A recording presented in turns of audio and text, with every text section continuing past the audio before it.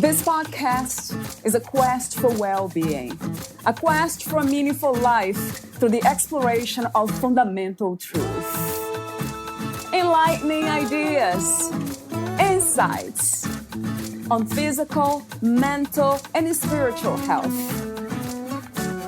The inspiration is love. The aspiration is to awaken new ways of thinking that can lead us to a new way of being well.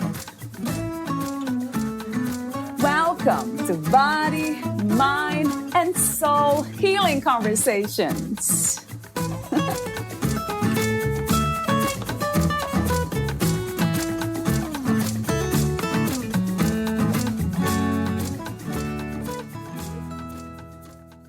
Valeria Teles interviews Terrie Christine, the author of The Secret Power of You, a guide to mastering your inner greatness.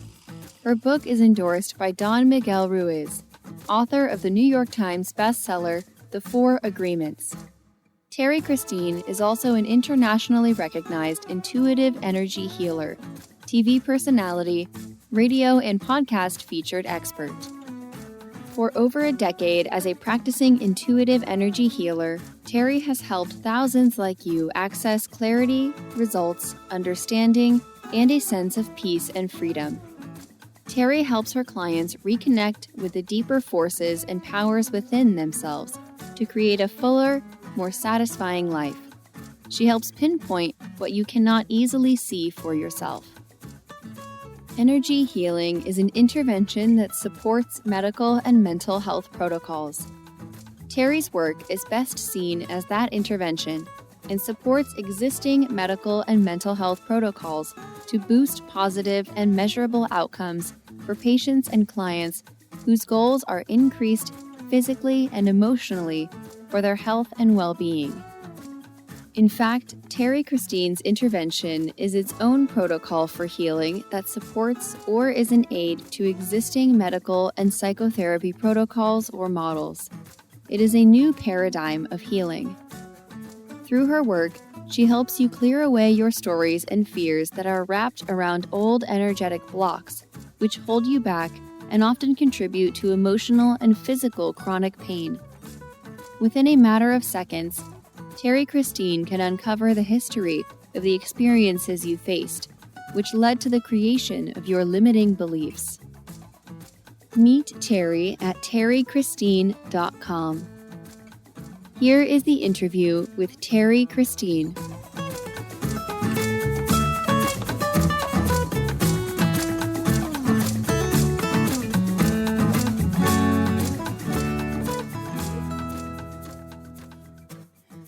In your own words, who is Terrie Christine?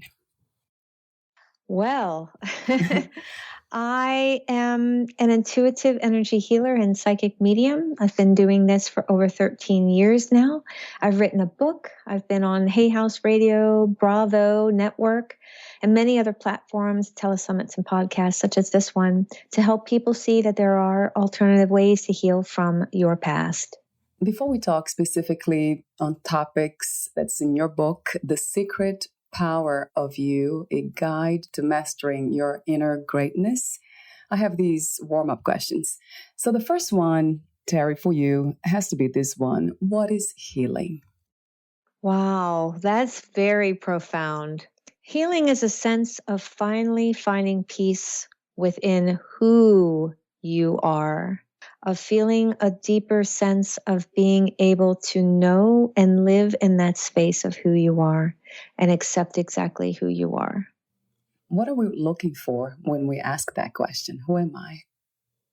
We're looking for clarity in what really truly lights our fire. and most get disillusioned or lost with that because they feel like it needs to be a full-blown dragon flame or a bush on fire, when it can be something as simple as accepting yourself and others and just living life and seeing that everything is perfect as it is. So in speaking of life, what is this experience called life to you? I live it as a lifestyle. When I teach intuitive development and I help people to shift the mindset and how they can attract the things they want, how to see their limiting beliefs, that actually is all life. Is that we know we have to have the good, the bad, and sometimes what we call ugly. Because if everything was a piece of cake, we'd get bored with the cake. Mm. So, in order Yeah. to have a more profound experience in our life, we have to have the ebb and flow, or the ups and downs, and the expansions and the constrictions. So, that is truly what we are here to expand and grow. That is life. So I'm wondering if we made that choice to be here in a human body. Well, I love your questions. Oh my God, I've been doing this so long that your questions are so profound. So, we all make the choice to decide to come in with our soul into the human physical body. And to be present with this soul is to allow our souls to expand and grow with the experiences that we have. And yes, we all would love to have the ebb and grace, the ease and grace, the ebb and flow, but sometimes it doesn't work that way because of the limiting beliefs we chose to take in during our childhood. We have actually chosen every experience we have. Is that basically what you're saying? That's absolutely correct. I was just working with two clients this morning, and one specifically, she's a young girl in college. She says, I'm stuck. And then what we were able to determine, again, I work with the subconscious space. There's no time and space with this energy. I was able to determine at a certain age that her dad decided he wanted to retire. Mom decided she wanted to do the opposite and keep moving. So now you have that tug of war of someone slowing down and the other one pushing forward. And so then she decided to create a limiting belief that work was causing her quote unquote loves, mom and dad, to fight. So then now she's like not really feeling excited and moving forward into her new life. Think about it, 19 years old and just getting ready to start into her career in life. And she's stuck. And because her subconscious was saying the job was not good because it will cause you to have pain and suffering. And it makes me think about that, what you just said, but we made the choice to be here, go through everything that we go through, and then we forget that we made those choices.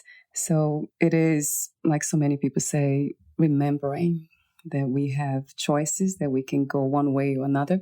And I also wonder if we can always choose to have beautiful and inspiring experiences. Is that a possibility? Absolutely. My spiritual journey before I was on the listener side thinking, I'm stuck. I have a partner that I don't feel this love that I give. And even though we had two amazing children, my job wasn't quite so fulfilling. I mean, I was feeling that I was accomplishing, but I wasn't feeling that inner soul of like, whoa, I'm really leaving a mark in the world. And when I tell people, look, this is a lifestyle. Look at the walls around you and the warm water that bathed you, the toothpaste on your toothbrush. Every little thing is an opportunity to say, I created all this and more. I was able to put these pieces of the puzzle to have this environment, to have this experience. And now we're talking about the positive. Now let's say you're in some negative. What can you see that can be positive within that state? Now, and then we go deeper, and then we only have so much time, but we could go deeper into ones that are not experiencing where, might be having some physical and emotional challenges with a partner or what's going on around them. But there are other ways that you can shift and feel that you are controlling that experience without using physical force or projecting your voice. It's the mind part of trusting and knowing that you can get yourself out of situations by seeing things and shifting them differently. I love the idea of trust. And somehow we use different words, hope and faith. Do you connect trust to hope and faith as well? So for me, as I've learned the energy wrapped around our feelings and emotions and words, when I think of someone saying hope, to me, it's someone that sits on a chair and waits for someone to knock on the door. So when it has to do with faith, it's a little bit higher vibrational than hope, meaning, I have the faith, I can do it, I can set an intent within that faith. So it can be a combination to keep me moving forward. But for me, when you listen to people say, I hope that happens, and they're just sitting back expecting, the sky to turn purple when it's blue. Yeah, true. So we have to take action on our hopes and dreams, right? What would be the opposite of life? What the opposite to life? The common thing people would say is death. But for me, it would truly be, and it's easier to say not living, but not allowing yourself to grow, meaning saying, I can't do that, or I don't want to do that, or that never happens for me. Every time a person says that, look at it as that you're now pushing the brake as you do in a car. So when you say that, it's an automatic stop in your energy. It's not going to happen. So yes, some people may say, I want $1 million in the bank. But everything that they start thinking wrapped around that $1 million is keeping them from it. An example, well, I don't have a college degree, so I'll never be able to do that. Or I don't know how to do that. Or that never happens for me because I don't win the lottery. And so each one of those are going, So that to me is keeping you from living a full-blown, abundant life. That to me is a form of death. Do you believe we all have an unique purpose, or there's just one purpose for all of us, really? I do have quite a few clients and people that randomly come and ask that specific question. But as I have developed and get the full connection to source and the answers that I clearly hear, because I'm clairvoyant, clairaudient, and clairsentient, that our purpose here in this physical form is to expand and grow. Everything else is a choice. So you can say, people say, I know my purpose is to work with children and to be that, but it's your soul calling. It's your soul connection of what you feel, like I call the soul singing, what makes your heart sing and your soul sing. And it's that. But it's also the connection of being able to be in service. You're expanding and growing into what that is. That is the purpose, to expand and grow. What is freedom to you? What is to be free? Wow, man, these are awesome questions. So freedom to me is, it's a lifestyle. It is living in the sense of feeling capable of knowing that you are moving forward and living in the state of interaction and connection. So let me take that a little deeper because, when people say freedom, I'm free to do whatever. I'm free to move about. I'm free from the past. Well, yes, but when you're connecting with people, that connection can be a conversation, a hug, a walk, and feeling safe. So all of that is freedom, feeling safe from your past, safe in an environment, freedom of being able to speak your truth without judgment and resentment, being able to receive when someone says, you're a really wonderful person, but I'm not into you. And then accepting it, going, thank you. And that's okay. And moving forward, that is the ultimate freedom. Yeah, it sounds liberating to live in such a way. But I want to expand the question about freedom to the afterlife, if there is such a thing. But I have to ask the question first. Do you believe in life after death, mind continuation, reincarnation? Well, I would truly have to because I am a medium. So I do talk to dead people. But I believe because we are all energy, we look in the mirror and we think we're separated from everyone. We have this human form that separates us from, but it's been scientifically proven. We have a thought, and I tell people in a very layman's term that it's like a puff of smoke that comes out of your physical form and goes into the space called collective consciousness. And when we leave the physical body, we still have the soul. They've also proven, I've read an article many years ago, that the soul, they found the soul in the body and it's a burning amber. And I was just watching a documentary, and the guy proved many, many years ago, and I believe in 1940s, I didn't catch his name because I was just watching it, that the soul has a weight. It's less than 2 grams. So when we leave the physical body, we still have the experiences, the blueprint within the soul. And that's why when we come back, you'll find that several people have deja vu. I feel like I've known you. I've been here before.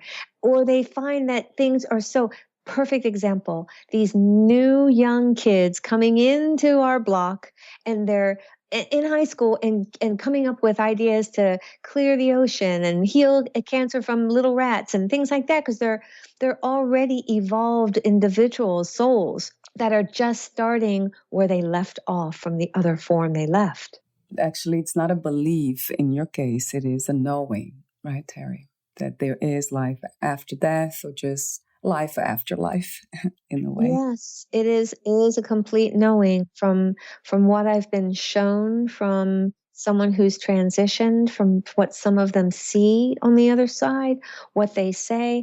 I mean, the things, I trust it 100%. When someone hires me to communicate with a non-physical, I want only proof. So I'll tell them objects in the house or what their favorite sport was, so that when someone's talking to me and it's a mother, she knows 100% that that's my son or daughter that's talking to me, because I ask for truth and nothing but the truth, which also means that they're showing me what's going on the other side in their truth as well. So expanding that question about freedom to the non-physical world, what would that look like to be free there? I love that question because, and I love all of them, but this one, because what happens is we come into this soul with children, as babies, and we don't know anything other than unconditional love, take care of me, clothe me, protect me, love me. And somewhere there's always a type of weakness within that space.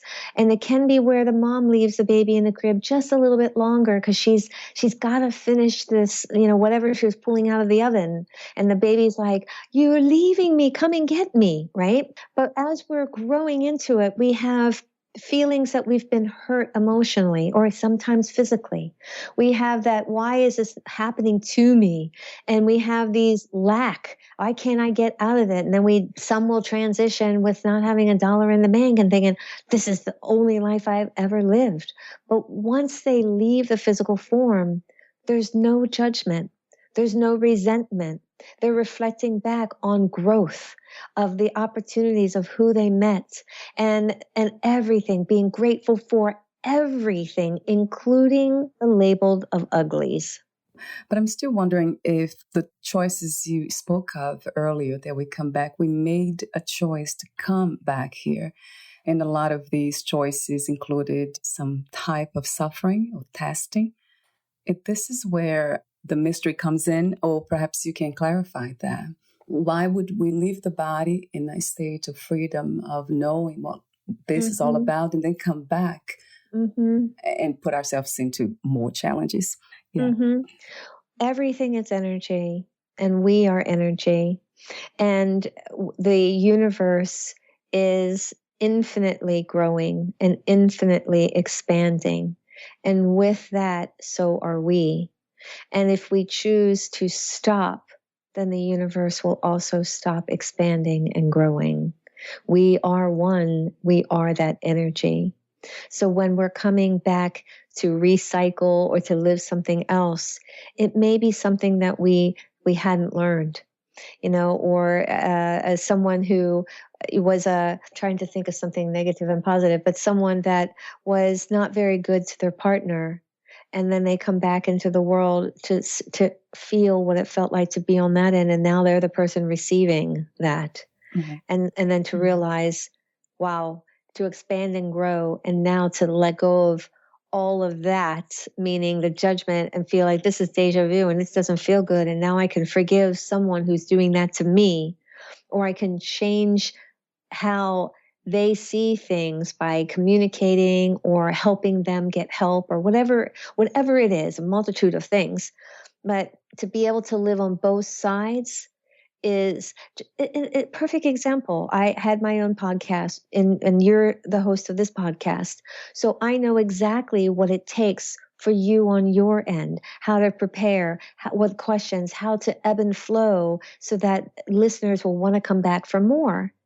But then if I didn't live on your side, then I would just sit here and then, take me away, do whatever you want. But sometimes some podcast hosts may just be new and then need a little guidance. So it's very similar to the case of someone who left the body, comes back into another body, and it can expand and grow into saying, oh, I'm familiar with this. Oh, it's so easy let me do it. Let me show you. And then they're expanding that person as well. Does that make sense? It does. Yeah, very much. That brings me to another question.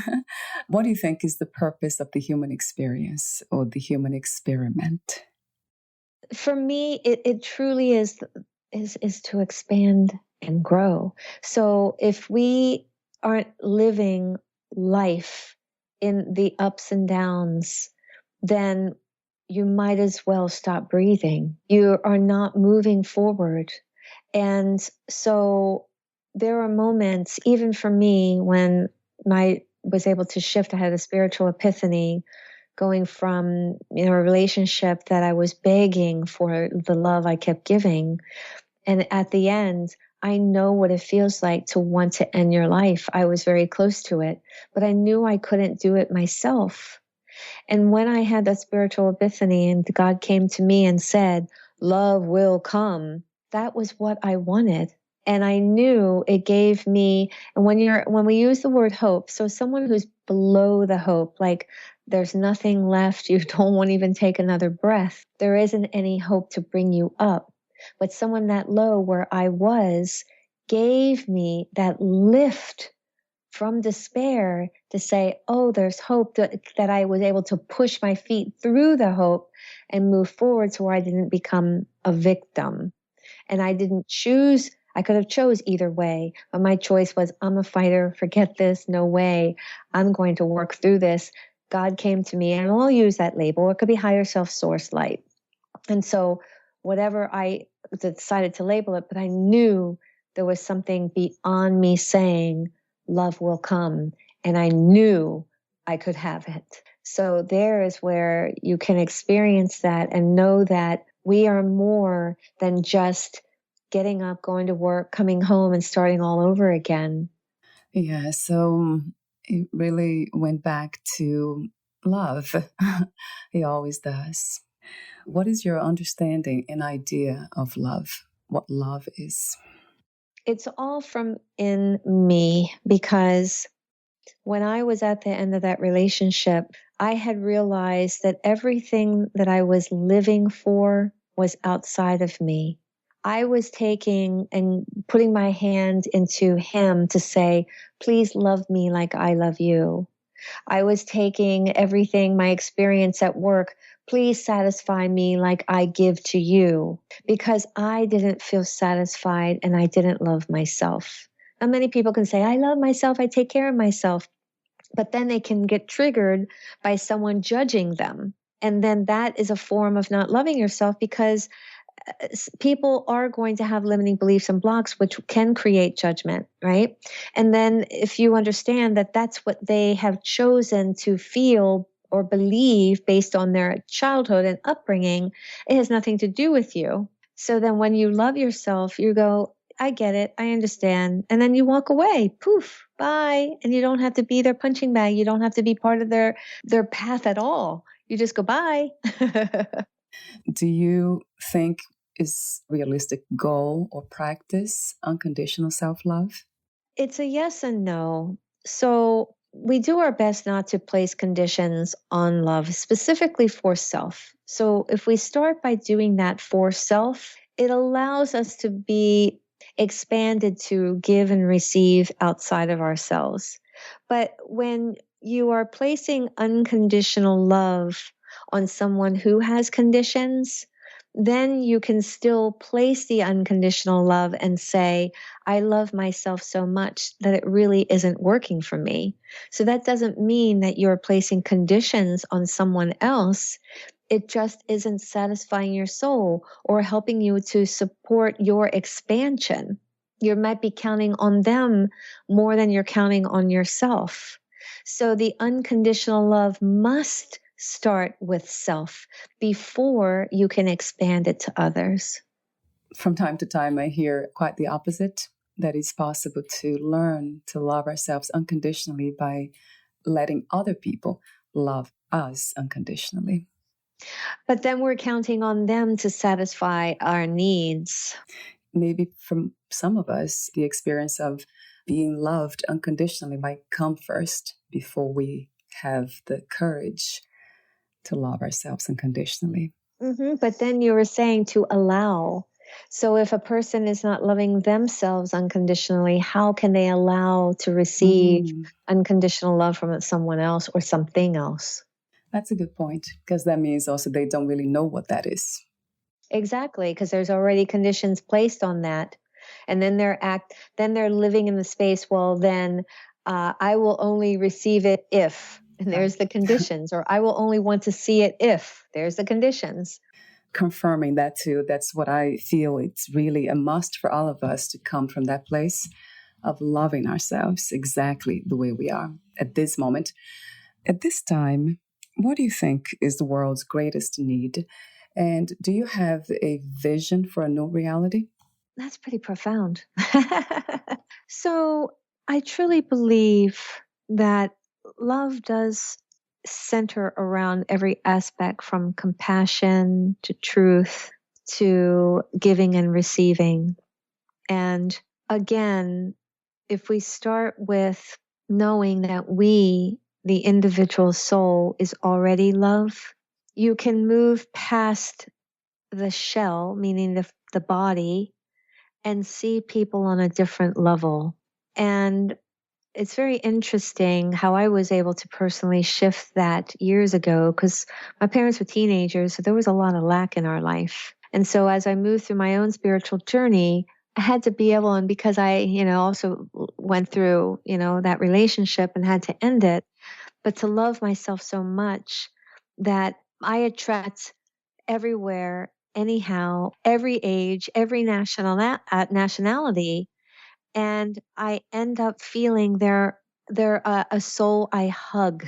So if we love ourselves so much that we can see beyond anything that another person is harboring or holding on to, you could be the catalyst to their change and shift so that they know that there is internal love within them. And then the reality is all centered around, I want to call equal justice, justice for all, everyone, all of us, no matter who, how, what, where.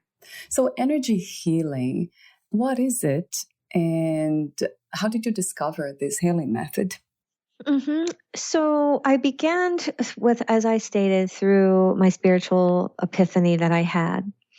And I was totally in corporate world. I didn't even know yoga or crystals or essential oils, none of that. It wasn't even part of my vocabulary. And when the source energy came to me and gave me those words, I knew there was something more. And then things started just transforming. And then I'm like, what is this Reiki? And what is this essential oil doing? What are these stones and rocks? And then intuitive development. And so because I was an expert in my field in sales, I wanted to work with people that I could really, truly not be equals with, but they could be more than, so I could really enhance, that I could really understand, that would make me think. And so when I moved through the journey, I realized that there is something more than just what we get up and do. And over time, because I practice this every single day and have been doing it closer to 14 years, but because I've been doing it so long, I see patterns in people.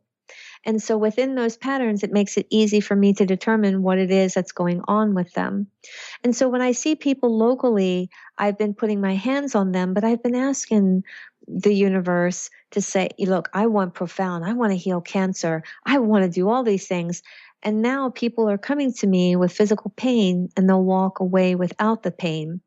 But because of my years of practice, because I can see these things in my mind's eye, I can feel the energy shift and they feel the energy shift and the pain goes away. But a physical pain is actually an emotional block that's been triggered into an emotional feeling. And so I'm working with the emotional aspect, even though it's a physical feeling in someone. Once I shift the emotional aspect, the pain goes away. And so there is where people can realize that if they're having or like back pains, lower back is life's a pain in the butt. So anything that someone's thinking about, this is a pain in my whatever, then shift what you're saying. Think of how it can be better for you. And eventually that pain really will go away. You truly have to believe it. It starts with believing. How do we know when we are listening to the voice of intuition in our own egotistic self? You already spoke the word. It's trust. So when people say, how do you do what you do? And when I just quiet my mind, and there's a few processes that I go through to determine what's going on within someone, I just start speaking, but I trust it 100%.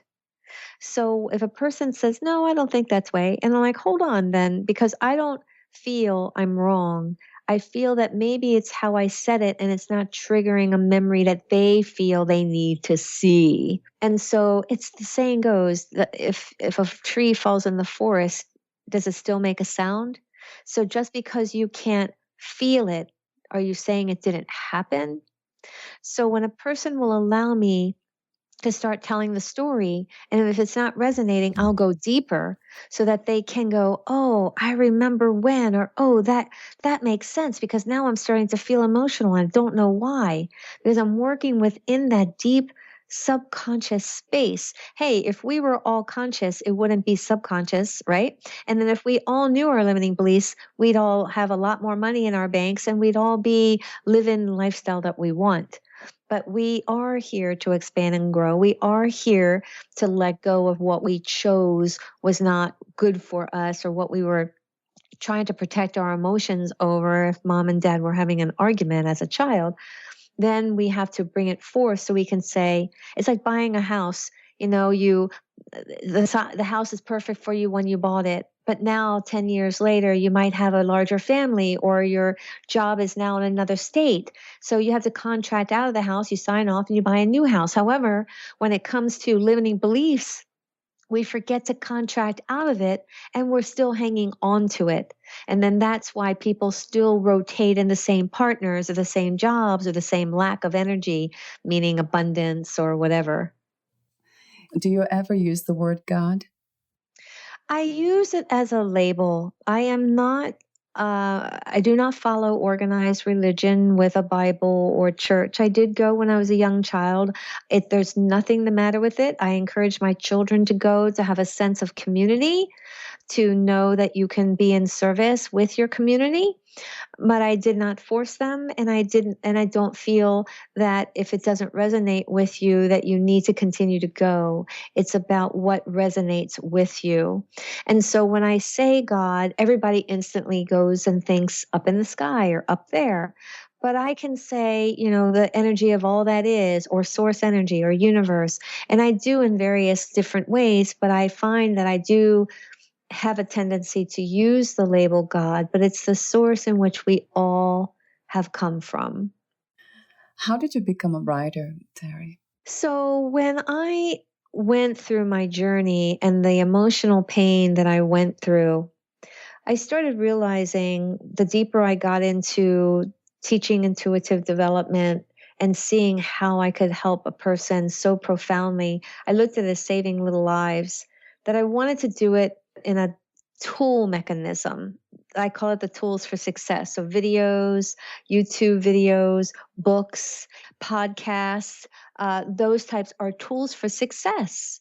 So if somebody is listening to this and felt like, oh my God, I went through the same emotional heartbreak and wow, she catapulted. Wow, that makes sense to me.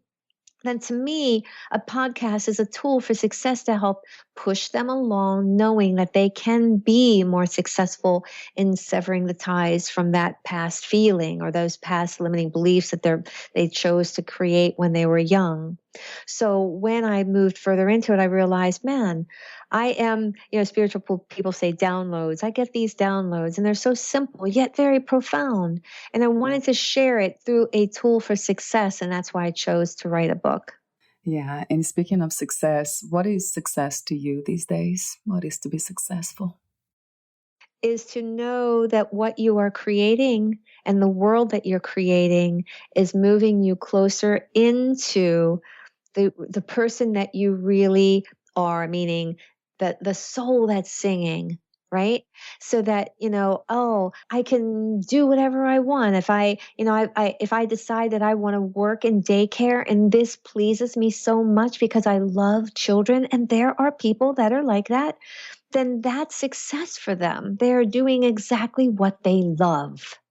In your book, you speak a lot about knowing what we want precisely. So you say when you need to do something for yourself, you are the only one who knows what you need. How do we learn to identify what we need and want? And why is that a challenge for most of us? The perfect example, and I loved that you picked that one up. So I do a lot of mind, body, spirit events, and I find that people will come in like groups, like two girlfriends or a couple of girls or whatever. They'll come in groups, and I see them walking up to a booth, and I'll see them talking to each other, and then they'll walk away. So what happens is that one will say, "Oh, look at this person! I really think I should have a reading with them, or I should buy that. What do you think?" So now what happens is that when that one person said, "Oh, I really want to do it," but they're asking their counterpart or whoever they're with, they're simply wanting confirmation. But what ends up happening is that now the person that knows them is all basing on their feelings about how they think you would respond, right? And then their own internal judgments and their own internal limiting beliefs. Oh, she's like this, but I know that you're going to second guess it, so you probably shouldn't do that. But let them do it if they felt they resonated, because the first thought you get is the truth. The very first thought. When I was on a psychic website, I spent 5 years and I was a very successful one at that. I had a very strong following because I just wanted them to understand the truth about what this energy is. And the one that I was not fond of providing was messages about cheating partners. I just wasn't fond because I speak the truth. And when the first thing, if they would ask me, I would say, if you have to ask a psychic, you probably already know. So if you already are having these feelings, you don't have to get confirmation. It's just a matter of what you feel, of what you're seeing, and slow down and allow some more of the answers to come to you. And they do come. Don't question and doubt it. Even though the other one might say, "Oh, no, I'm not doing that," but then they're disappearing, or they're texting behind your back, and you want to believe them because you love them and they're telling you one thing, but inside it's not making sense. The inside is your truth, and that is what makes sense. Yeah, especially when it becomes feelings and emotions, right? Mm-hmm. And yeah, you said slowing down so we are able to listen to that voice and perhaps gather some courage to act upon what we have to do. Would you recommend meditation? I do, but I recommend, because the first thing people say is, "I don't have time for that." Right. But I create it in their existing lifestyle. I say, When you're in the shower, you're in there between 8 and 15 minutes. You don't have to think about the water or the soap. You don't have to think about what you're having for lunch or your deadlines. Just clear your mind. Just you could ask a simple question. Help give me clarity today, universe. Help me see, help me have more fun, help me laugh more. I want to see it. And then let it go. But you do not have to constantly think about it, because then it becomes lack, because there's a fine line between creation and lack. And then also, you're tying your shoes, you're getting dressed, you're brushing your teeth, you're cooking, you're driving. These are all opportunities to clear your mind, and you can have a form of a mini meditation, yes, while driving. You can see things that are going on. You don't have to think about what's going on. You clearly can interact while you're driving with what the traffic around you. You don't have to think about that. So keep your mind open to receive the answers. And then whatever the answer is that first truth. You said something interesting in your book about confusion is the first step toward clarity. So that kind of made me reflect upon this truth. So talk to me about confusion and clarity and the connection between them. Okay. The perfect thing is what I talked about in the relationship at the end. I could not see what was happening, that I was living so far outside of myself, and that I really truly didn't love myself enough. I wanted others and other things to create the love within me. So I was confused. I kept thinking, why is he doing this? I'm so angry. I'm resentful because I keep giving. And why aren't you doing that for me? And so there is where I was causing my own torture and pain, because he had his own upbringing of 8 children, his own limiting beliefs of not being good enough. And then here I was forcing him, who already feels not good enough, to be good enough for me. And so there is where the confusion was lying to me. And once I was able to stop forcing him to do what I wanted him to do, and in the end, I had to end it in order to love myself, to have more clarity of why I was doing what I was doing. And now I'm so happy. I'm not in a relationship now. It's been a long time. I've been in and out of them. However, I do not have to have a relationship to be happy. And there's so many people in this world that feels like they have to have one in order to feel love or to be happy. There's something else you said in your book that caught my attention, was about divine order. So trust in the divine order of your life. Are you proposing that there is an order to our lives? So what I'm proposing is that, and I take time about once a year to think about the beginning of the year, and you're going to love this. Who I met, the opportunities and doors that opened, the emails that I reached out to or responded to, the Facebook's people that I reached out to and responded to, and how I got to this moment right here, right now, and to meet you. And so when we see the divine order, it simply means what we chose, how we moved into it, not knowing a year ago that I would be right here with all of you. But I didn't see it in advance. And I didn't judge it in advance. I didn't say, well, where's my life going? And I hate my job. And why isn't this happening?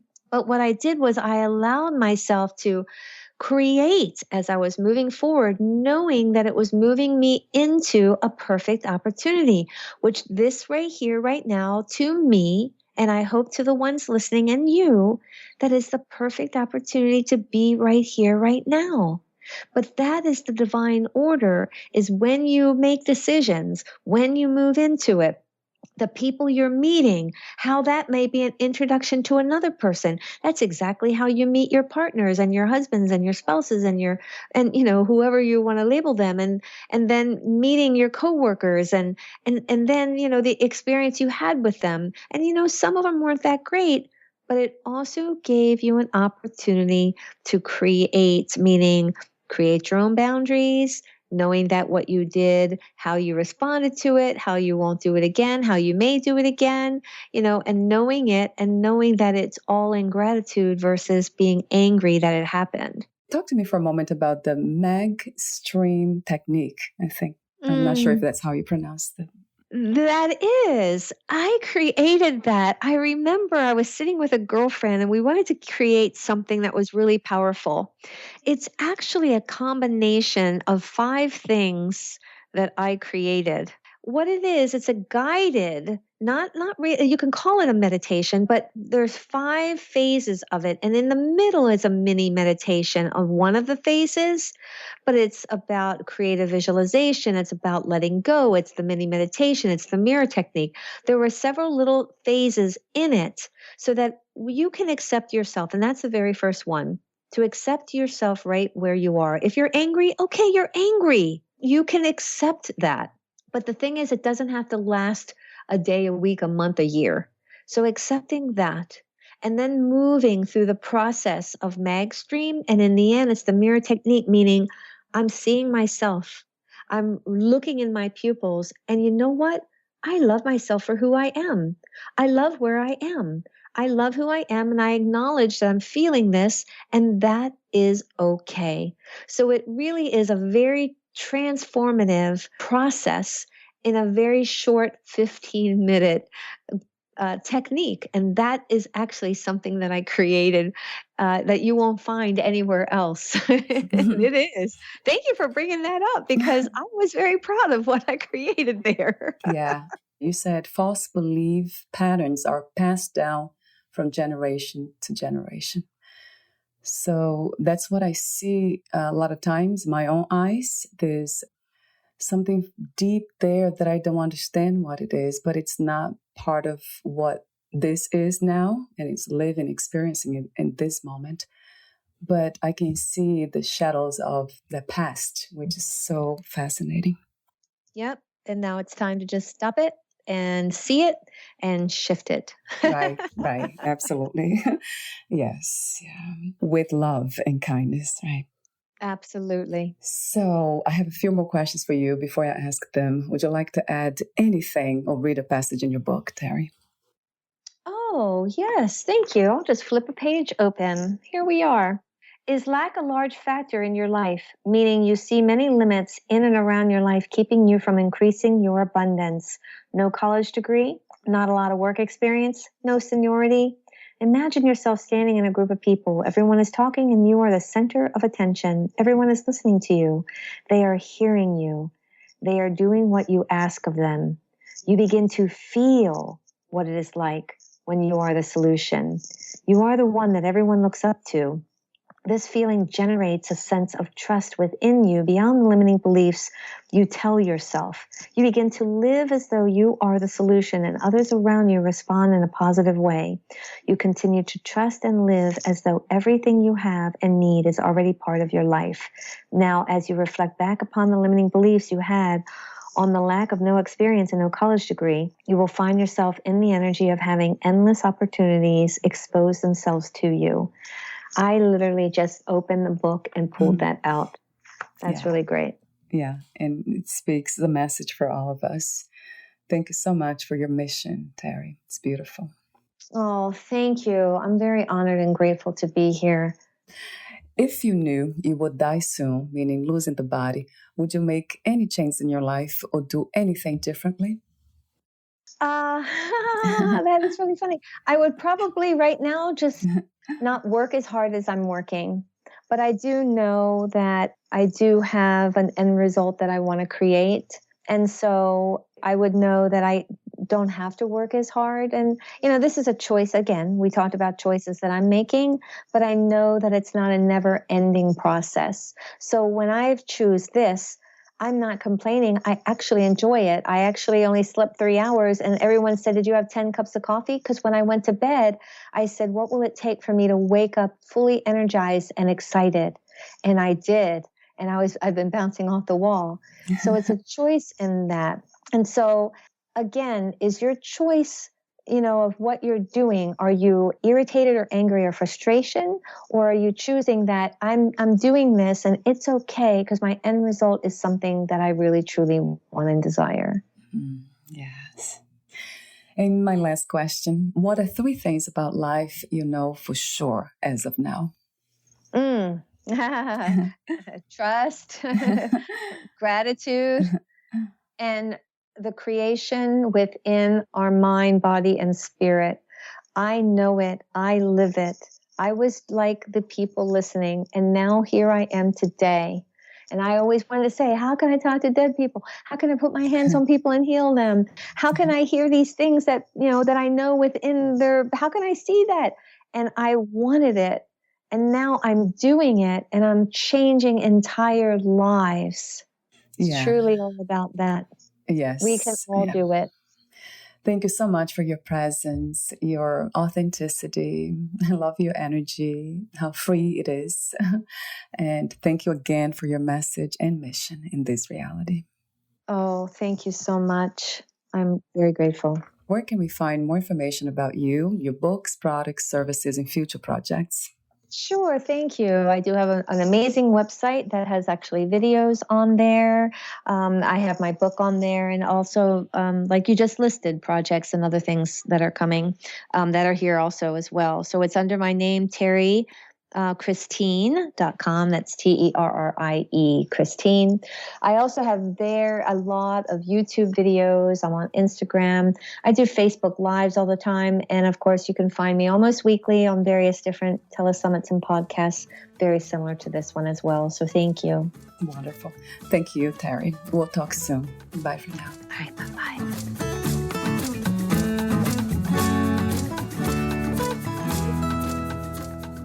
Thank you for listening. To learn more about Terrie Christine and her work, please visit terriechristine.com.